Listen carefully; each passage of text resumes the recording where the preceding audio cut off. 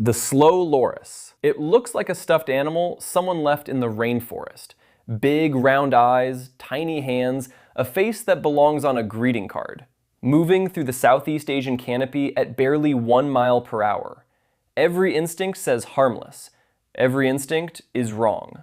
The slow loris is the world's only venomous primate, and the slowness is part of how the venom works. It climbs so quietly, so deliberately, that prey literally doesn't register it as a threat until it's already too close. The Sunda slow loris, Nycticebus kukang, lives across Bangladesh, northeastern India, southern China, the Philippines, Sumatra, and Java, hunting insects, small vertebrates, and nectar at a pace researchers have described as watching a very determined houseplant relocate. The venom comes from brachial glands, which are hairless patches on the inside of each upper arm, roughly the size of a thumbnail. The loris licks those patches, mixes the secretion with saliva, and delivers it via bite.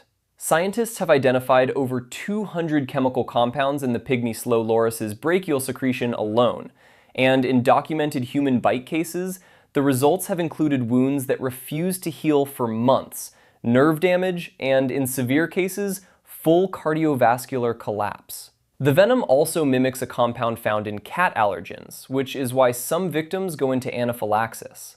The wildlife trade sells slow lorises as pets and removes the teeth first so they can't bite customers, which, given what those teeth were connected to, is arguably a mercy for the buyer. The only venomous primate on Earth survives entirely by making everything around it assume it isn't worth worrying about. The three-toed sloth. It covers about 40 yards a day. That's your average suburban driveway, out and back, and then it stops. The three-toed sloth, Bradypus variegatus, does this every single day across the tropical rainforest canopy from Honduras to Bolivia, and it does it on a diet of almost nothing. Leaves. Leaves that are low in calories, toxic, and take up to 30 days to fully digest a single meal. The sloth's metabolic rate runs at 40 to 74% of what you'd predict for a mammal its size. Its body temperature can drop to 68 degrees Fahrenheit, and its heart runs at roughly 40 beats per minute. And at any given moment, up to a third of its total body weight is undigested leaf matter sitting in its stomach. Here's where it gets wild. Green algae grows in grooves along each hair shaft, turning the sloth visibly green in wet season. Living inside that algae is a moth species, Cryptoses coloepi, that exists nowhere else on Earth, alongside mites, beetles, and fungi.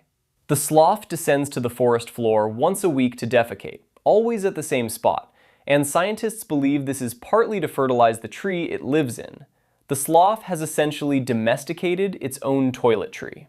Most people think sloths are lazy, but they're actually operating the most efficient metabolic system a non-hibernating mammal has ever put together. The laziness is physics. At 0.15 miles per hour, it would take a sloth approximately 11 days to walk a marathon, and it would stop about 6 times to let its stomach catch up. The three-toed sloth has been running this exact strategy for 64 million years, which is roughly 60 million years longer than our entire genus has existed. That leaf-only strategy has outlasted every predator, every climate shift, and every competitor that ever shared the canopy with it.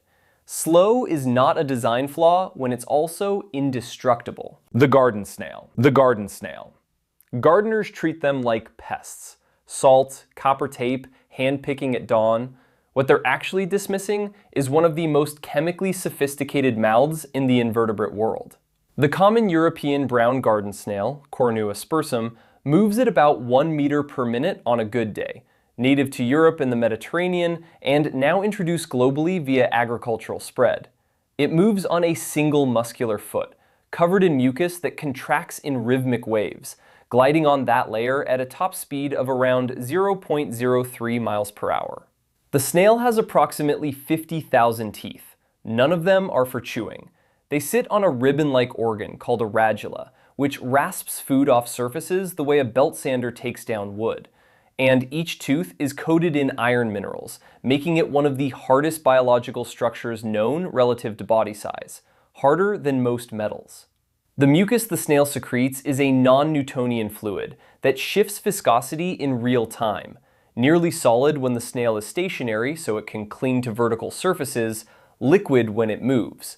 One snail produces roughly a teaspoon of that mucus per hour of movement. That same teaspoon handles locomotion, seals the shell opening during dormancy, and in some species, gets fired as a love dart, a calcium carbonate spike launched into a mating partner to chemically manipulate their reproductive hormones in the shooter's favor. Material scientists have spent considerable careers trying to replicate snail mucus for surgical adhesives that work on wet surfaces. They haven't succeeded yet. Europe's most dismissed garden pest has teeth harder than most metals, produces a material science can't replicate, and runs pharmaceutical manipulation as a courtship strategy, all at 1 meter per minute. It does not need to move faster. If you enjoy finding out what animals are actually doing behind the scenes, I post new animal deep dives regularly.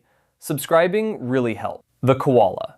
The koala is on every Australian postcard, every airport gift shop stuffed animal shelf, every tourist brochure from Sydney to Cairns.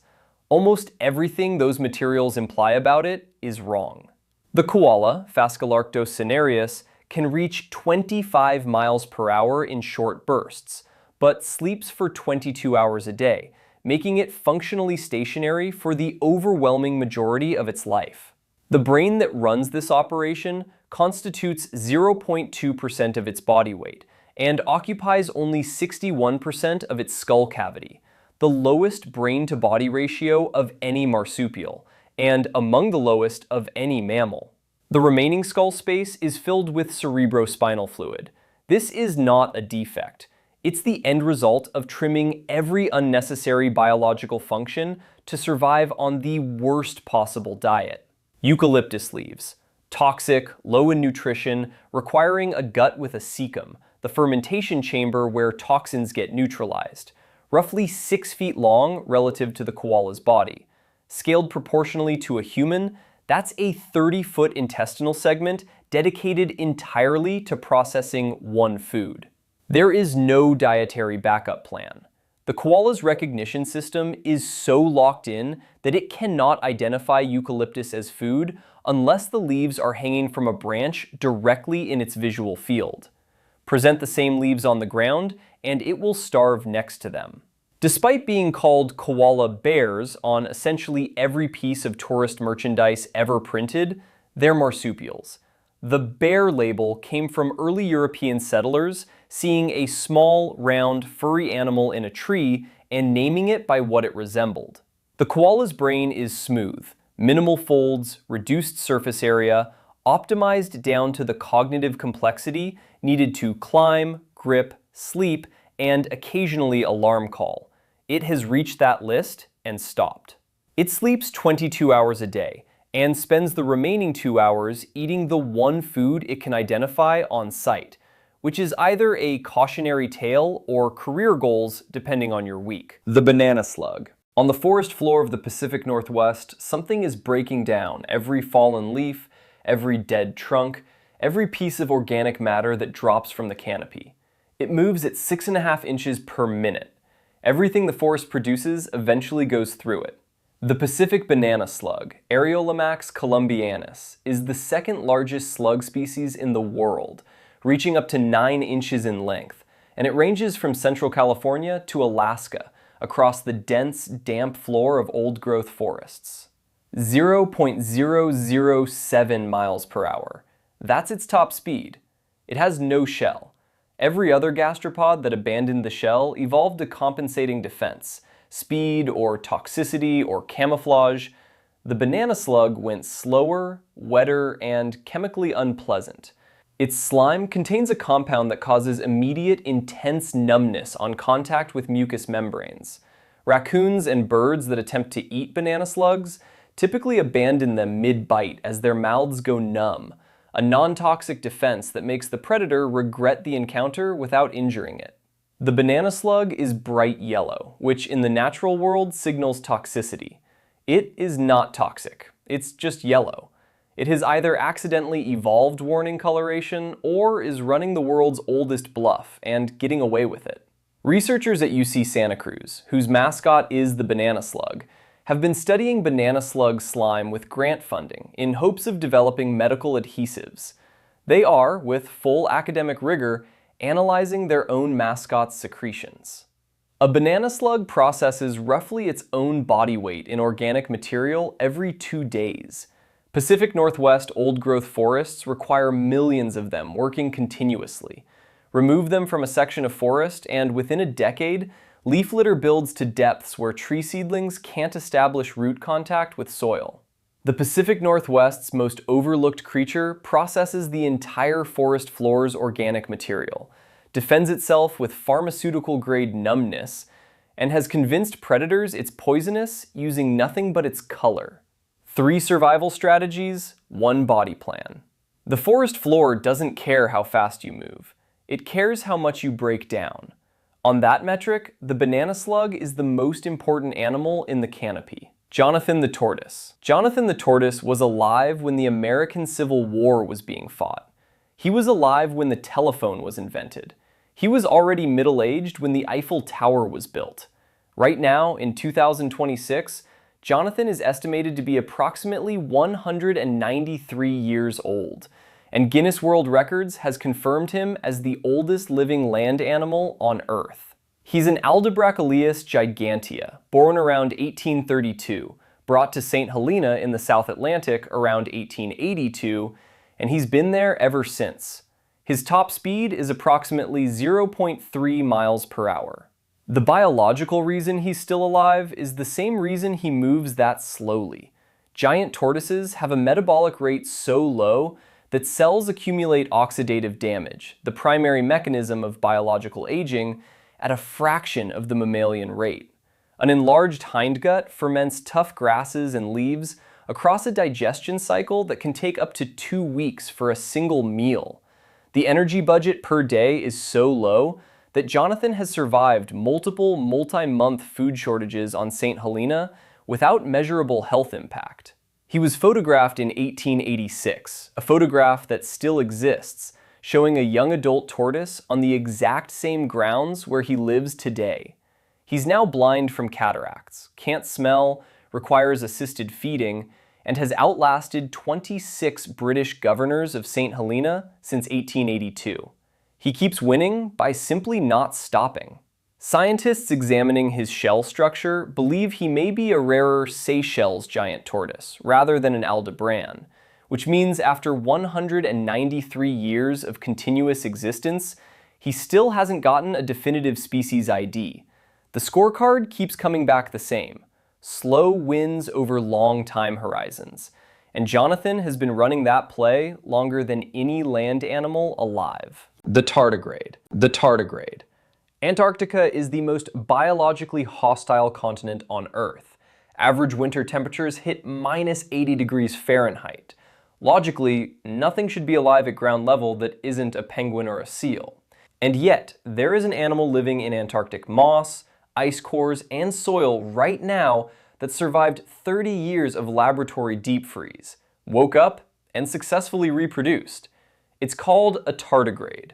Tardigrada means slow walkers, and in active conditions, Acutuncus antarcticus, the Antarctic tardigrade, moves at roughly 0.001 miles per hour, under a millimeter in typical length, barely visible to the naked eye.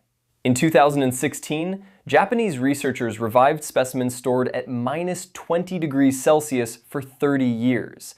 They moved, fed, and reproduced. When conditions become hostile, tardigrades enter cryptobiosis, curling into a tun, a barrel shape, expelling nearly all body water and suspending metabolism to near zero. In active state, their bodies contain roughly 60 to 68% water. In the tun, that drops to approximately 3%, while genetic material and cellular architecture stay intact. Antarctic ambient winter temperatures reach -80 degrees Fahrenheit, which is 40 degrees Fahrenheit colder than the -20 Celsius of the lab storage that already defies vertebrate biology. The tardigrade does this using cryoprotectants it synthesizes internally, compounds that lower cellular water's freezing point and prevent ice crystal formation inside cells, which is the actual mechanism that kills frozen tissue in most animals. Nature, apparently, decided to hand one microscopic animal an internal antifreeze production facility and then put it in Antarctica just to see what would happen. Most people think Antarctica is biologically empty at ground level. Turns out, tardigrades have been thriving in the continent's moss, ice, and soil for millions of years, making them among the most successful land animals on the coldest continent on Earth. At 1.5 millimeters maximum length, it has 8 stubby legs, a circular saw mouth, and the general aesthetic of a miniature bear assembled from incorrect instructions. It also survives the vacuum and radiation of open space. Antarctica was never going to be enough. The slowest continent on Earth runs on an animal most people have never seen, moving at a speed most instruments can barely detect, surviving conditions that would kill every other land animal on the planet. The Greenland shark. There is a shark alive in the North Atlantic right now that was born before the American Revolution. It has been hunting successfully for somewhere between 272 and 512 years. It has never once needed to be fast about it. The Greenland shark, Somnosus microcephalus, is the slowest large fish on Earth by confirmed measurement, with an average cruising speed of roughly 0.76 miles per hour. That's slower than a person walking to the kitchen. It ranges from the surface to depths over 7,200 feet across the North Atlantic and Arctic Ocean, and it eats whatever happens to be in front of it, including seals, fish, squid, and reindeer that have fallen through Arctic ice. Guinness confirmed it as the slowest moving fish species for its body size. Its lifespan, 272 to 512 years, was established by radiocarbon dating of eye lens proteins that form at birth and are never replaced, the same technique used to date archaeological artifacts. Scientists are carbon dating a living animal. The oldest individual measured was estimated at 392 years, plus or minus 120, placing its birth range as early as 1272 CE. A Greenland shark reaches sexual maturity at approximately 150 years old, and its estimated gestation runs 8 to 18 years per pregnancy. That means the oldest Greenland shark alive waited longer to reach reproductive age than the entire recorded history of the United States has existed. Its metabolic rate, as an ectotherm in near-freezing Arctic water, is among the lowest of any shark species, and its genome contains multiple copies of immune system genes and DNA repair genes that slow cellular damage. Same principle as the tortoise, the tardigrade, the sloth. Slow metabolism, slow oxidation, slow aging. Greenland shark flesh is toxic when fresh, containing trimethylamine oxide that causes severe neurological impairment. Icelanders ferment it for months to make hakarl, which means the shark accidentally became a controlled substance. Sexual maturity at 150 years. Gestation up to 18 years. By the slowest reproductive timeline of any vertebrate, the oldest Greenland shark alive has had fewer opportunities to reproduce than a housefly gets in a single afternoon. 500 years of apex predation, never once in a hurry. Every continent and the oceans between them keeps running the same experiment. Slow down enough, and you get to keep going longer than anything that ever tried to be fast. Subscribe so you don't miss the next one. I post new animal deep dives every week. Thanks for watching.